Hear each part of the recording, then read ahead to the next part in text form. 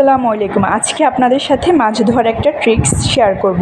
যে কোনো মাছকে ভালোভাবে যদি টক জাতীয় জিনিস দিয়ে ধোয়া যায়, মাছগুলো খুব সুন্দরভাবে পরিষ্কার হয়ে যায়। বিশেষ করে পাবদা মাছ, পাঙ্গাস মাছ, বোয়াল মাছ, এই মাছগুলো আমি তাই সবসময় যদি বাসায় লেবু থাকে লেবু বা যে কোনো তেঁতুল থাকলে তেঁতুলের পানি দিয়ে ভালোভাবে মাছগুলো কিছুক্ষণ ভিজিয়ে ধুয়ে নিই।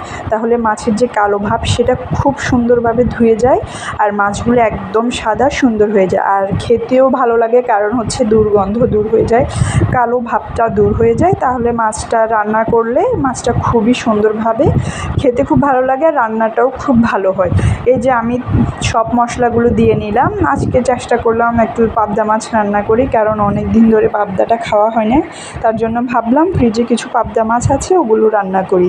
এই যে একে একে সব মশলাগুলো দিয়ে নিলাম। এগুলো ভালোভাবে হওয়ার পর পানি দিয়ে দিব। পানিটা যখন গরম হয়ে যাবে তখন আমি পাবদা মাছগুলো বসিয়ে দিব। এই যে পানি এখনগুলো গরম হয়ে যাচ্ছে, আর গরম হওয়ার পর এই যে পাবদা মাছগুলো সব দিয়ে দিব একে একে। আর দেখুন পাবদা মাছগুলো কি সাদা সুন্দর দেখাচ্ছে, একটু কালো ভাব নাই। আপনারা এভাবে ধুয়ে দেখবেন, কোনো কালো ভাব থাকবে না আর মাছগুলো দুর্গন্ধ চলে যাবে। আর খেতেও দেখবেন খুব ভালো লাগবে, কারণ হচ্ছে কোনো গন্ধ থাকবে না।